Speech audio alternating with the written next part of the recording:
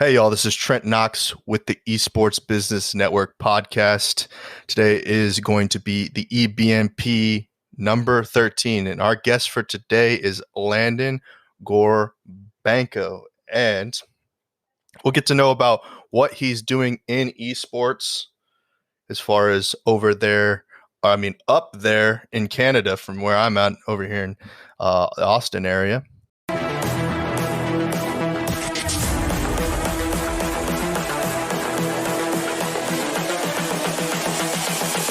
This is the future.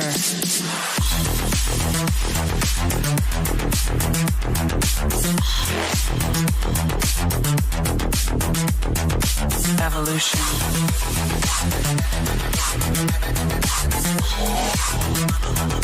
This is the future. Without further ado, let's introduce Landon. Thank you for coming on the show. Yeah, you bet. And you're right. I am a little bit up there, I suppose. Yeah. So right now, I don't know if this is the case for you growing up, but you're in Canada and it's Ontario, right? Yeah, I'm from the western side of Canada, but I moved to Ontario just to pursue esports because Ontario's our biggest metropolis. Like that's where all our people are, so it just made sense. Yeah. So you grew up on the west side. What was it like? What was gaming and esports, the culture growing up on the west side of Canada? That's a good question because it's the western side of Canada. I guess it's more western central. I'm from a place called Alberta. Okay. And it's a prairie province more or less. So this is all like old farms. It's truthfully, I hate to say it, but it is stuck in the past a little bit. We progress forward a little bit slower than the rest of places just because it's farming communities. It's that kind of style thing. So gaming growing up was a big no. It was kind of looked down upon a little bit growing up.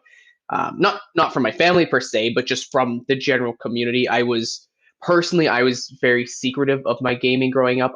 All the way up through my university degree, I still didn't tell people that I was a hardcore gamer. It was something I kept close to the chest just because the gaming culture there, it just isn't really existent. At least it wasn't growing up. It's starting to get there now because it is growing, but yeah, that's kind of where it comes from. Yeah. So were there any LAN events or competitions in the area that kind of got your eyes set towards a future in esports? I wish that was like one of the few things I wish I had growing up was big events happening in my city. We used to have, I know growing up, like Call of Duty and Halo, there would be like Amped or Red Bull or Monster. They would sponsor these dinky little tournaments or events that would happen at malls or little facilities or wherever it was. But that was pretty much the extent of it, with prize pools being a case of Monster or something like that. Like it was very small scale.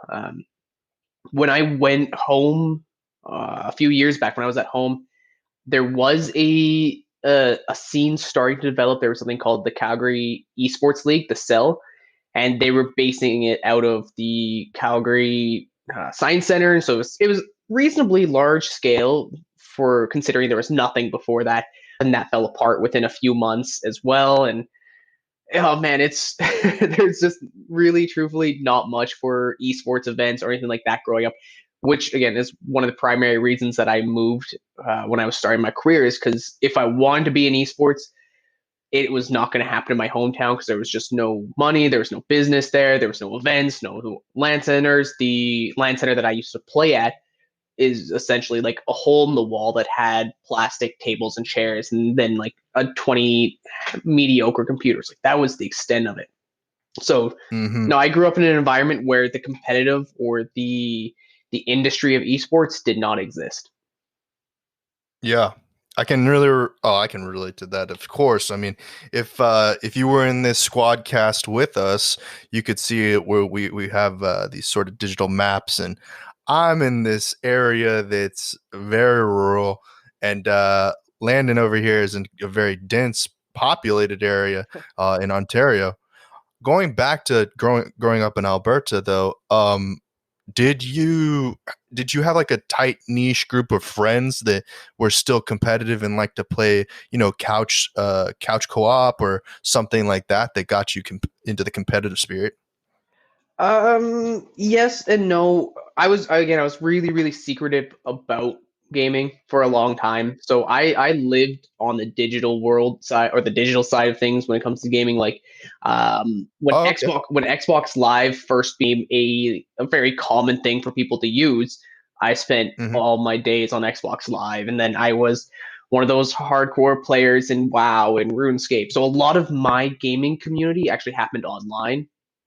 There was Hmm. a few people that were local that we'd sometimes do like those Halo LAN parties where you'd hook up 4 Xboxes and have 16-man death matches throughout the entire night. Like we'd do that, but it was very rare. That was more of like a novelty and a gimmick to all of them, where it was something that I wanted to do like actively every weekend. For them, it was like once or twice a year kind of thing. So Hmm. um, just because I didn't grow up around a lot of gamers, I just gravitate towards the online play. So yeah, a lot of my community, a lot of the competitive people that I used to play with, like when I was younger, for example, everybody wants to play in a Call of Duty clan back then, right? Like that was the thing. Hmm. All the people that I played Call of Duty with were scattered throughout the states mostly.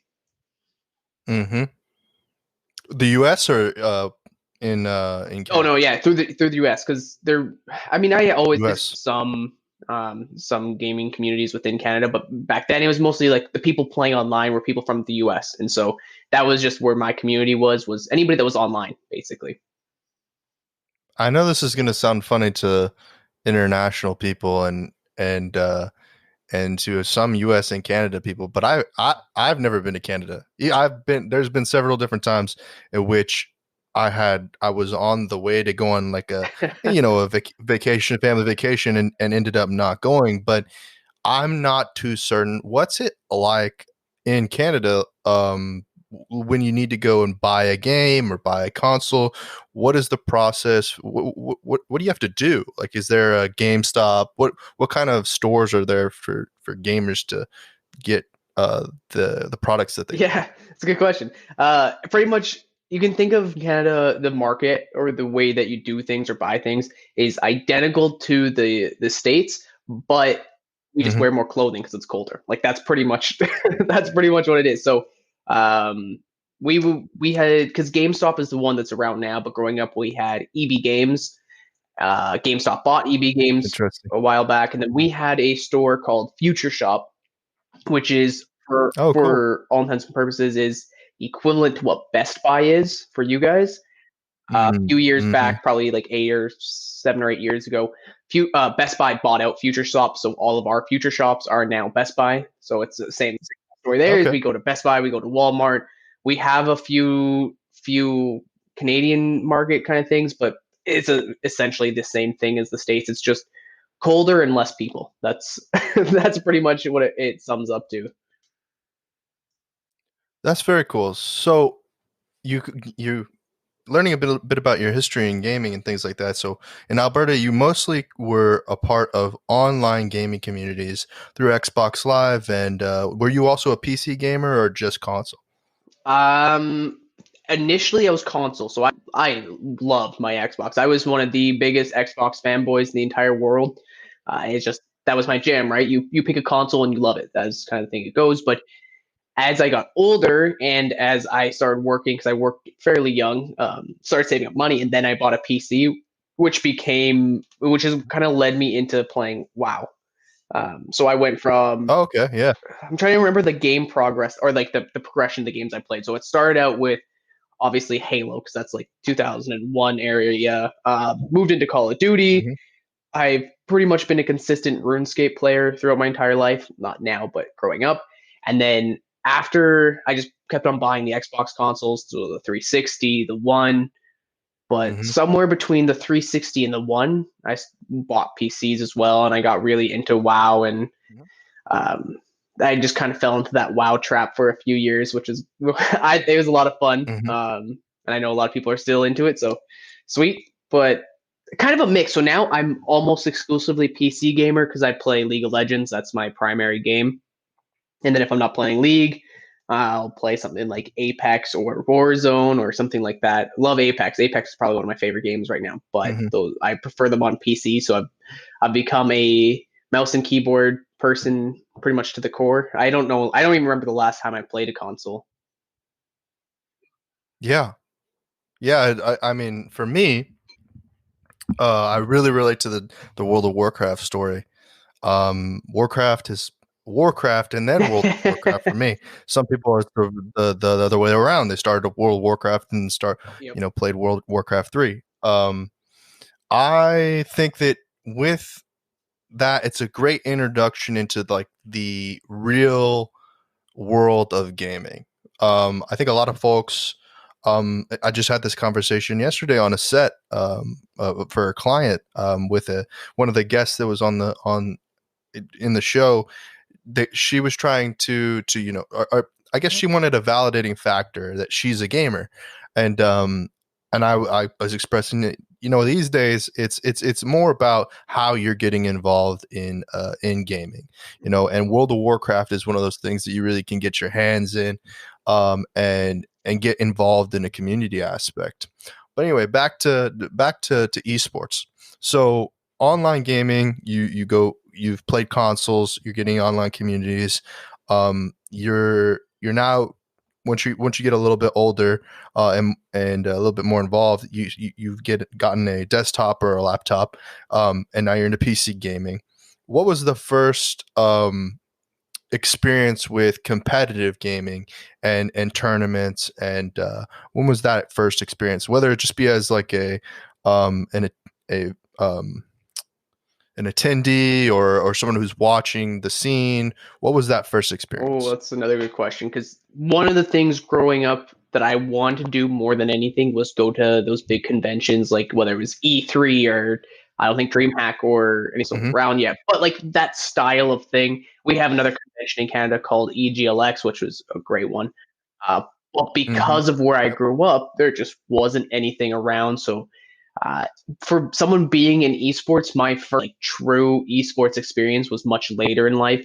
In terms of Mm-hmm. like the competitive scene, for the lack of a better word, I've always Mm-hmm. just been a very naturally competitive person. So like when Halo came out, I was always calling up my cousins and trying to get them to play with me because they were much older than me. I was a very young person compared to the rest of my family, so I was always trying to get them to play with me so I could beat them and all that kind of stuff. So I was like, when it comes to the competitive side of things, that was just like to my core, someone who I was. I always want to compete, and even to this day, if I'm playing League of Legends or that, I can't really play normal mode because I just don't enjoy it because it's not competitive enough. I want that drive to Mm-hmm. win. I want that fight, and I want to get frustrated and excited. I want all that with me. But I'm trying to remember when would have been my first ever convention, and you know what? I truthfully can't even remember. I do remember though, probably when I was 17 ish. I think one of the Modern Warfares was just fresh out, and Amped energy drinks. I don't Mm-hmm. know when or where it was, but Amped held a competition, and I rallied up some of my local boys, and we went out and we played at the Amped thing. Got absolutely demolished, but that was probably one of the first times that I ever played in front of people or in some kind of stage. It was very small, handful of people, but Mm-hmm. it was groundbreaking for the area that I lived in. Yeah, that's really I feel like a great way to get into the scene. I've never been a player myself. Outside of, I tell my story a little bit about how I, was in college and I played some cash games, and before that, I played a little bit of competitive stuff, but mostly, sports. Played the trio of sports for cash. I played in some smaller tournaments in Call of Duty and things like that, but never went to the next level with it. Um, and that's really cool, going to an officially invitational or even a open tournament like that, and playing in more structured environment. It wasn't until much later that I actually got involved in with the dream hacks of the world and the BlizzCons Yeah. and all that. But yeah, so what is your what's your game, what's your league, What's your esports choice? Absolutely, 100%, without a doubt, League of Legends. I live and breathe for League of League of Legends. Legends. It's within my own work, even like I'm pushing myself to try and get into the LCS or the LEC, not to play, but as like my profession to Yep. get in there because I love League of Legends to the core. I've loved it since it's got to be close to 9 years. So I came in just after I think season 1 of League, so I've been around for quite a long time in the League scene. But I never played it professionally or anything like that. I've kind of vowed to myself that I will always keep a competitive level, but I don't want to play it professionally, so I don't put as much effort into it to get to like the extremely high ranks. But I still stay within anywhere from like the top 4 to 2% of players, so I'm still pretty far up there. But yeah, I was up early this morning watching Fnatic play against top esports because it's Worlds right now. Watching all the content creators in League, playing League, learning about League. That's outside of work, League of Legends is my life. Yeah, that's Worlds is such a shit show to say anything else this year. It's such a while, teams that you would have thought were supposed to be in the top are not in the top. Teams that are in the bottom, you'd think that aren't supposed to be there. At least from my perspective. I mean, it's definitely good for the bookies at this point in time, but yeah. So League of Legends and the LEC are doing great in the Worlds right now. Is something that people should be watching and paying attention to. But you talked about your work, so let's talk about that a little bit. So your first esports endeavor, I'm guessing, is Northern Esports Academy, or is there something Yeah, before there that? is something before that, and actually, there's a whole bunch comes after that too. So there's Northern Esports Academy kind of falls right in the middle of my career. It's still something that I have my hand in, but it's not necessarily my primary focus at the moment. But I'll give you like a little bit of a background first of what I do for work, just in case any of the audience is curious on like what my profession is. And basically, when I was coming up in esports, I knew I didn't want to play competitively. That's just not something I was going to do. So I went and I got a degree in psychology and a master's in sport and performance psychology. And I decided that I'm going to merge the fields of esport with the whole concept of sports psychology and high performance training. I'm going to smack those together and I'm going to help esport athletes learn how to develop things like performance anxiety or how to manage things like performance anxiety, develop leadership skills, communication skills, help with the mental health side of things, help with the physiological side of things. Pretty much anything that impacts your in-game performance that isn't game coaching is what I do. And so I did that. I got my master's in, like I said, in sport and performance psychology. Came back into esports when I was done all the education, which took way too long, but I got there eventually. And then I jumped back into esports. And this was the time where I moved from Alberta to Ontario.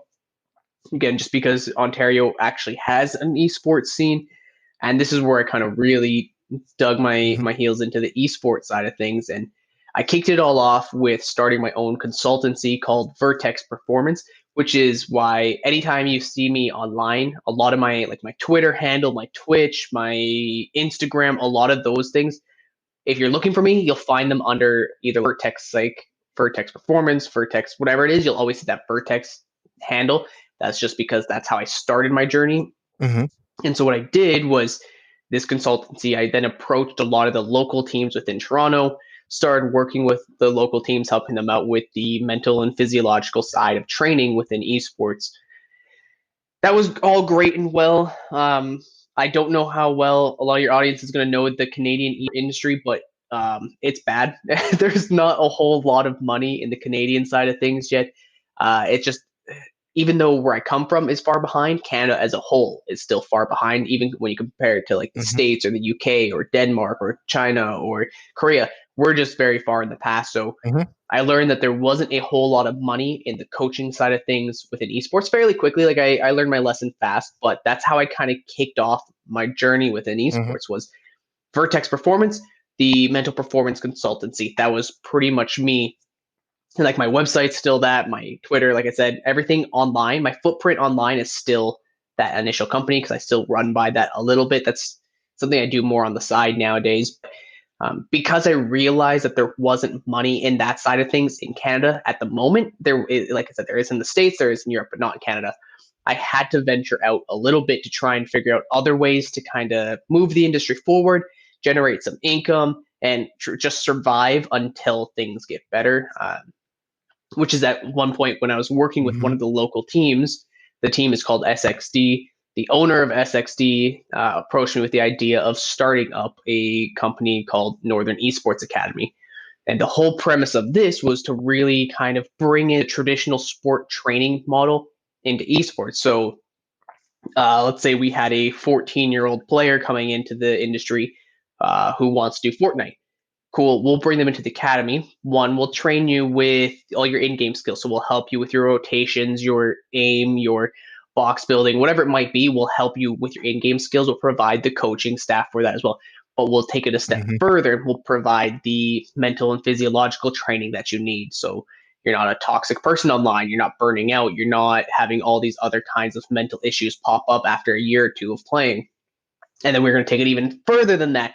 And we're going to provide you with things like branding training. So how do you create an online image? How do you build an audience? How do you engage audience? What is your image online? What do people perceive you? How do you engage with your fan base? All those kind of things to really train people. Because I know within my experience, within my time in the industry, I've seen players or young kids as young as like 15, 16 years old lose out on full-time professional tier contracts purely because they don't know how to act online. They have bad branding, they're toxic online, they spread racist or homophobic memes or whatever it might be, and orgs don't like that anymore. They're not willing to take a player if they're doing that. So providing that training to them. So the whole academy, the premise around it is to give a new player or a developing player every single tool that they could imagine that they would need in order to be successful within the industry. So that was my next big leap within the industry. And me and my partner, his name is Chris Lama. We were starting to build the academy, and as we were starting to get ready to launch it and everything was going well, we were excited the way things are going. That's when COVID really hit us. We just landed a partnership with a big LAN center. We landed a partnership with an incubator program. Like we were set. COVID hit, kind of scrapped all our plans for a little while, just because we couldn't do that training in person anymore. And that's when I really started adventuring into working with companies outside of Canada and on the global scale, because I knew that if things are going to be shut down, local wasn't the way to go. I had to expand my borders, kind of do online work. So Vertex Performance and North Esports Academy are still alive and well. They're not my primary focuses at the moment. Right now, I'm working with two companies. Sorry, this is a little bit of a long-winded work experience list that I'm kind of giving you. I'm just realizing that I'm rambling. So I'll try and keep this quick. So now I work with two primary companies that I spend most of my time with. One being Power Up Academy down in the States. It is around the California, Nevada, Arizona area, just in that kind of southwest corner of the States is where it's based out of. And what we're doing is we're developing, the slogan is keeping kids connected. So developing curriculum via gaming to help engage kids with their educational process and help them feel connected to their classmates and help them engage with the material a little bit more, that rather than just listening to a teacher ramble on about history or gaming or math or anything like that, particularly because of COVID and sometimes there's distance learning now. So we're trying to remedy that with using the perk of gaming to try and engage kids in it. And through that, that's actually where my podcast comes from too, my personal one, which is the No Tilt Mind. And there we're just trying to make the whole concept of mental performance and mental skills and soft skills and leadership development more accessible to kids that are coming up in esports. Because right now, if a kid was to come or someone was come to hire somebody like me, it's fairly expensive. They're probably not going to have, their parents aren't going to want to pay for it. So we built this podcast with the purpose of trying to teach those skills to people who might not have access to those resources otherwise. But yeah, so between No Tilt Mind podcast and Power Up Academy down in the States, that's one of the big primary companies that I'm putting a lot of my time into. The other one being one that's based out of North Ireland called G Science. And with G Science really is it's a company designed at helping esport athletes develop their skills to become the next level or elite level esport athletes. And we do that through a series of kind of like monitoring tools. So like the psychological and physiological monitoring tools, which I can't get too much into because that'll take a long time.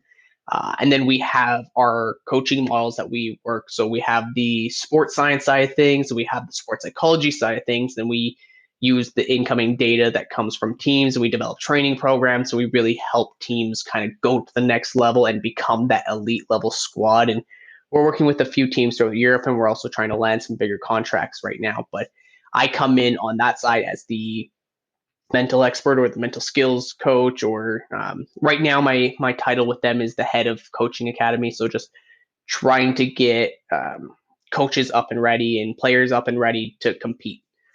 And again, sorry, that was quite the long wind, and I could have kept on going, but I don't want to steal up the whole podcast with just me chatting.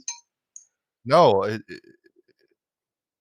no, absolutely. Feel free to, explain yourself and let the audience know what it is that you're actually providing. And first question, obviously, is how does someone get involved with you locally? Yeah, I know you said that because of COVID, all this other, not crazy stuff that's going on.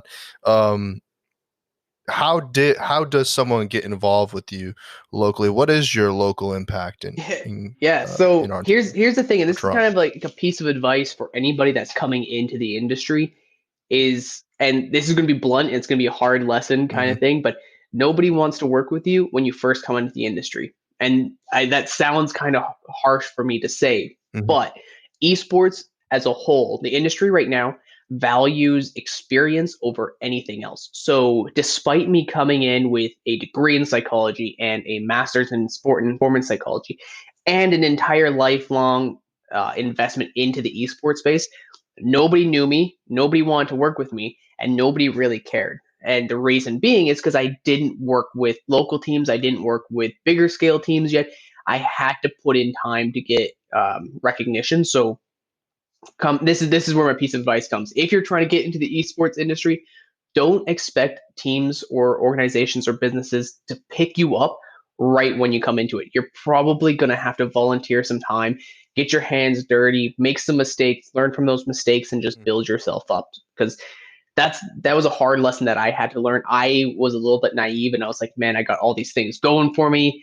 Cloud9 is surely going to pick me up right off the bat, right? They're going to come in and boom, there we go. But that's just not the case. So I went out and I was at every single convention within a reasonable distance around me. So all the ones in Toronto, around Toronto, within Quebec and Montreal. And I was at every single convention there, networking, meeting people, doing all that kind of stuff. And then within the Toronto scene, I was at the local LAN events. I know most of the LAN center owners now at this point, or just their communities, and I stay really engaged with the community. And when somebody comes up to me and asks me for help, I'm right there willing to help them almost no matter what. Like sometimes I'm a little bit too busy, but I offer my help at pretty much all times for anybody that needs it.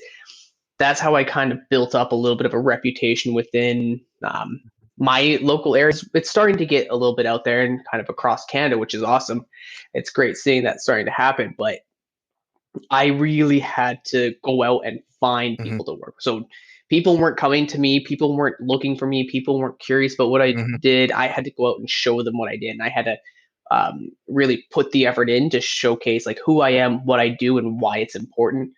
Now it's getting to the point where I get messages from people. So people are starting to come to me and people are curious on what I do and how they can work with me or anything like that. So it is starting to do the reverse, but at the beginning it was 100% outward effort where I had to go out to the communities and try to get free work. It wasn't even paid work. It was, hey, this is what I do. Will you let me do this with you? By the way, it's completely free. So that's what I had to do at the start. On top of that, Hmm. and again, this is a little piece of advice for everybody out there. If you're coming into the esports industry and you want to be successful in it by any means, you really do have to build an online image as well. Whether that's through Twitter or LinkedIn or Instagram, you have to build that community because that's where esports exists. So right now I pretty much live on Discord, Twitter, and LinkedIn.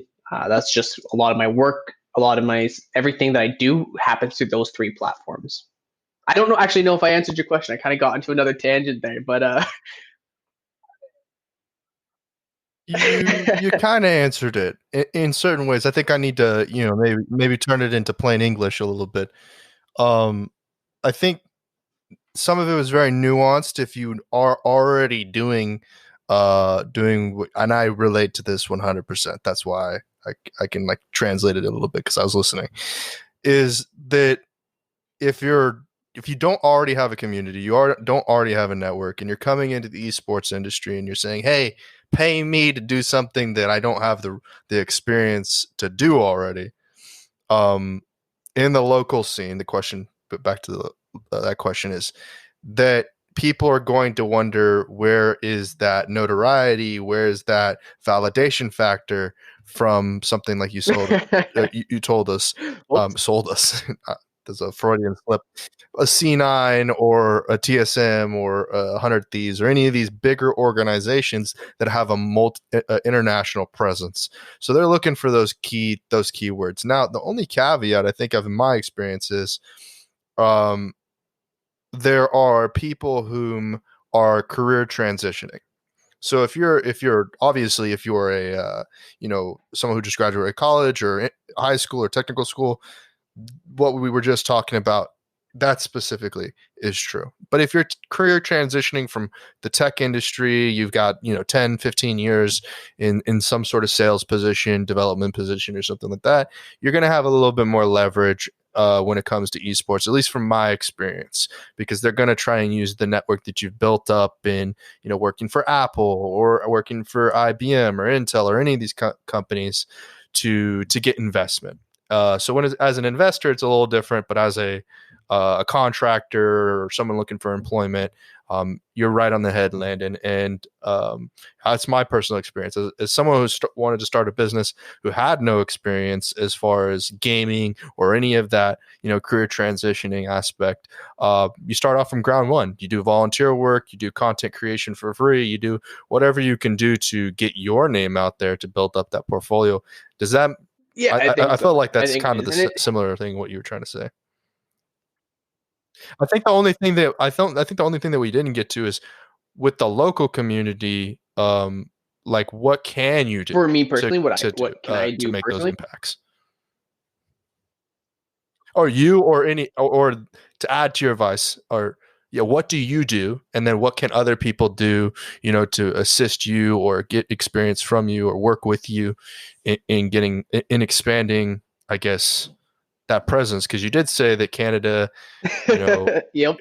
you said Yeah. is running behind So, it a little bit. okay, I think I got a good answer for this one a little bit, but one of the things that because I had such a hard time getting into the industry, and I am not exaggerating when I say like I would go work all day, come home, and then just like dissolve onto the floor or just sit on the floor of a shower because I was so exhausted and so tired. Like I did not have a good entry into the industry. And that's because truthfully, like I just didn't understand it. I knew what video games were and I knew what performance psychology looked like, but I didn't know the esport industry. Like I didn't know how it worked. And so I've Mm-hmm. personally taken the vow that if there's anybody that's coming into the industry, particularly if they're looking at the sports science or sports psych side things, if they're coming into the industry with that background, I will do everything within my power to help teach you the ups and the downs or all the tricks of the trade, just so that you don't have to go through all those barriers that I did, because I delayed my career by at least a year by doing everything wrong. It's made me more knowledgeable as a whole now. Like I know a lot of the things Mm-hmm. that you shouldn't do within esports because I did those things that you shouldn't do. So when it comes to the local scene, if I have countless conversations with high school students or people in their psych degrees who are curious about esports, and they come to me and they're like, should I do this, is it worthwhile? And I level it with them, or I get level with them, and I talk to them about like what to expect in the industry, what the industry looks like right now, what kind of impact they can have. And really my Mm-hmm. mission is not, everybody loves money, right? Like everybody wants to make a fortune. Everybody wants to be the next 100 Thieves or next big analytics AI platform. Everybody wants to have those big like bunches of money come into them. And same with me, like I want all that money. But my number one mission within esports now is to make sure that the esport industry goes forward. And to do so, I have to work with my competitors. So other people that are in the same field as me. I have to help the next generation of people prepare themselves for the industry. Because I know when I came into it, I had such difficulties landing conversations with people that were already in the industry because I was seen as competition, or I'd be somebody that would take work from them, or I was a nobody. So why would you waste your time talking with a nobody? So now for me, it's if somebody's in the Toronto scene and they have all 12 followers on Twitter and they don't know anything with the local scene, they don't have any connections, I'm absolutely 100% going to try and work with them anyways because I don't care. Like my purpose isn't to get famous or make just a massive amount of money. It's to make sure that esports grows. And if this nobody with no followers happens to be an absolute genius of a player, genius of an analyst or a manager or events producer or whatever it might be, we would miss out on that if we weren't taking the time to help them. So I think that's my impact within the local community is I really want people to understand that I'm here to help. I don't care if it's a contract. I don't care if it's free. I don't care if it's paid. If I have the availability that week or that day or the time or whatever it is, I'm going to give you as much effort as I can or as much advice. Sometimes if I'm really busy, I don't have as much time, but I'll always try and find time to help people within the community because there's no way that Canadian esports is going to go forward until we start building the infrastructure and we start laying the foundations to it. We start making sure that everything's running smoothly, which it's not yet. And so in order to do that, all of us in local communities have to come together, build that within our local communities so that as a whole, like the whole entire country, we start building that esports ecosystem.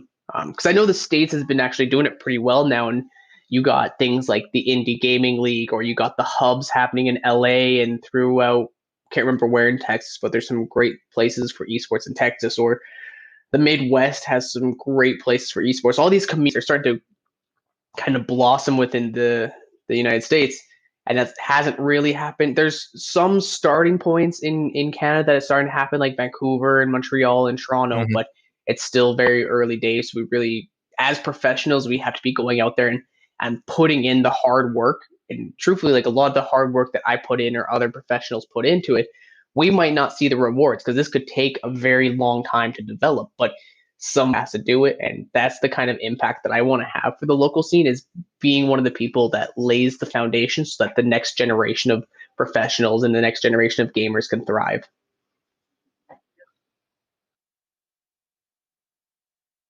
Yeah. You know what I was just thinking, it for someone who's, you know, even the US or Canada, and looking at Canada as a scene for gaming and esports, there's almost sort of an illusion, is what you're kind of suggesting, that because a lot of the successful, you know, gamers, entertainment moguls that are right now are from Canada, but is it a small, that's like like not No, authentic, or like not authentic, but no. isn't Well, a here's great actually the weird part representation of the of the industry is that overall scene. you're right. Like Canada's producing some top-notch esports things, like whether it's players, businesses, organizations, teams. We're producing some phenomenal esports things. Like out in Vancouver, what's it? XQC. Exactly, I mean, like XQC. Um, giant on Vancouver, we XQC, have giant. Adamus You know, Esports, which is yeah, very similar to some training facilities, and they develop esport athletes. We have Vancouver Titans, which is owned by Enthusiast Gaming, which is based out of Toronto, which also owns Seattle Surge, which owns Luminosity, yeah, which is giant. XQC. That's who we just recently signed to. And they got their Valorant squad. They've got 4 different major titles, so Fortnite, um, Valorant, Cody, and Overwatch, right? And then you got Enthusiast Gaming also owns Mm-hmm. EGLX, which is a huge convention. I don't know if it's in the States or not. I think it might be, but it's a huge convention that goes throughout Canada. And then we've got Overactive Media, which I don't has believe Toronto Defiant, Toronto it is. Ultra. Yeah. They even own a team in Spain called the Yeah. Mad Lions, which is an LEC team, so professional team. So um, Canada is producing some top-notch esports Yes. things, but within our own borders, it's not excelling. And I think that's just due to the infrastructure in Canada. So a lot of these things are successful because of American structures, right? Because Enthusiast Gaming and over Idea, they're all playing in more or less American leagues. It's not a Canadian league, right? Like the CDL and the Overwatch League, those are more or less American run leagues. So we're kind of piggybacking on that infrastructure right now. Our collegiate scene isn't very developed, but as another example of like a phenomenal thing that's coming out of Canada is, I believe Collegiate Star League, the CSL, is a Canadian-owned company that runs pretty much throughout all American universities at this point. So you see, like, it's a Canadian-based company being ran in the States.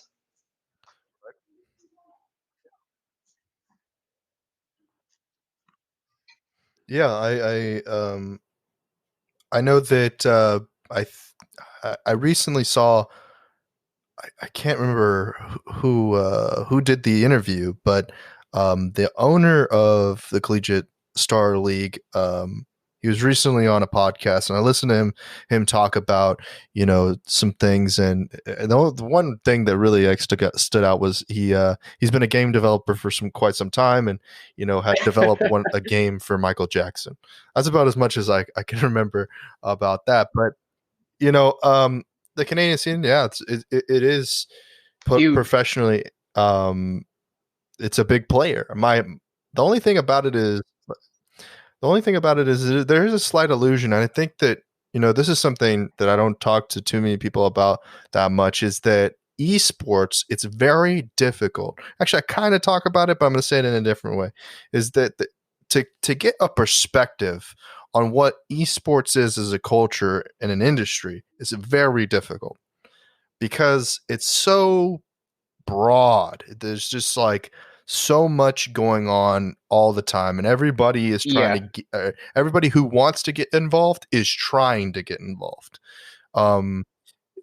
Inversely, those who are involved are actually sometimes wanting to stop, to exit and get out of it. And it's a weird situation. But you know, another thing is entertainers in all different levels. You know, Drake, Justin Bieber, I can't another famous Canadian, have all sort of started to invest in esports at some level, right? And you talked about developers being in the U.S.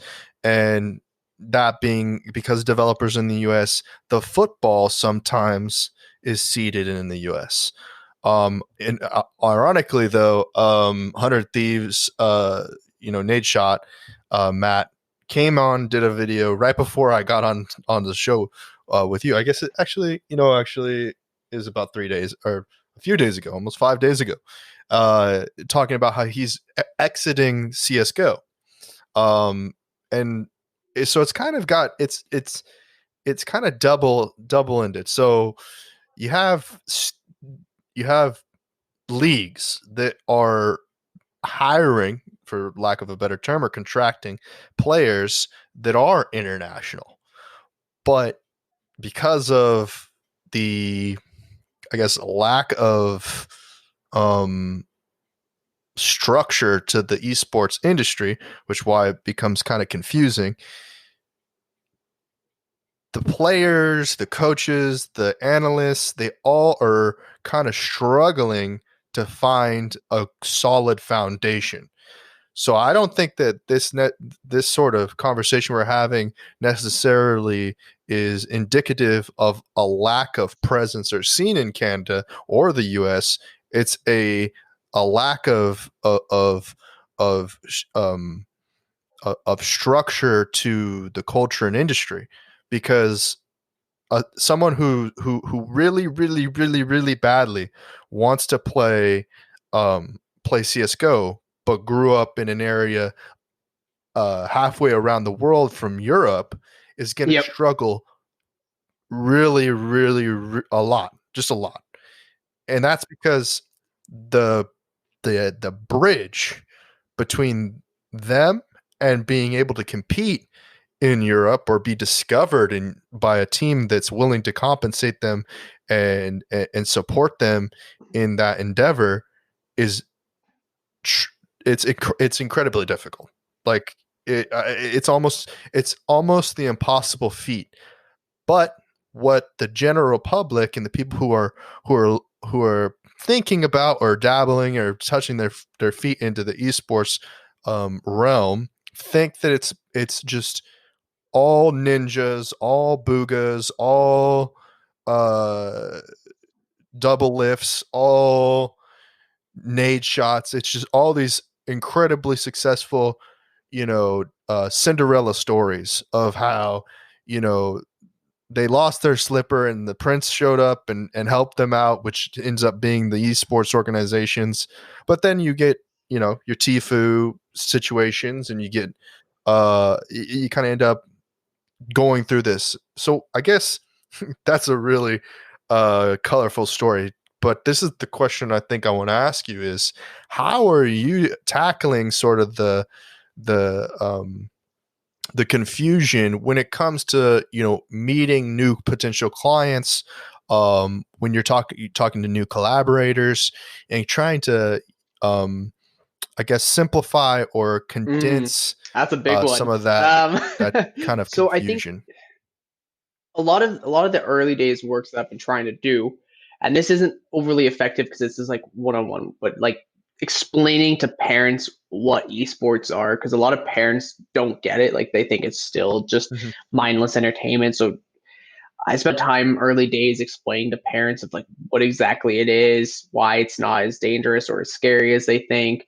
But then I also realized that for every time I have one of those conversations, that's really just impacting one other person. We need to go more macro. We need to find ways to change the mindsets of the entire nation or the entire world as a whole, right? Like in Toronto or this area, there's millions of people, right? Like if Mhm. I can't have conversations with every single parent in this entire city, it just doesn't, like, it's just not possible. So I think we have to think a little bit bigger than that. And so I started trying to think about how can we shift that up, and then I was thinking about the collegiate setting. So we look at how do we shift it so that colleges and universities are on board. So if we do that, then that'll probably trickle down into shifting the mindset of parents that esports and gaming is okay.